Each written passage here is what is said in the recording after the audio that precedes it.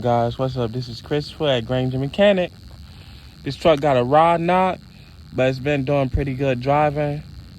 So I'm just gonna put some 90 weight oil before it really go, so it can last longer. I just start it up and let y'all see how it sounds.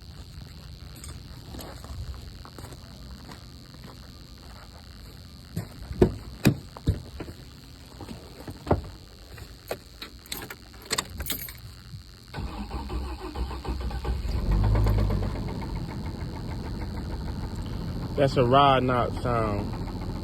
So it's gonna need main bearings and rod bearings if the crank is not really bad and the cylinder wash is not really bad.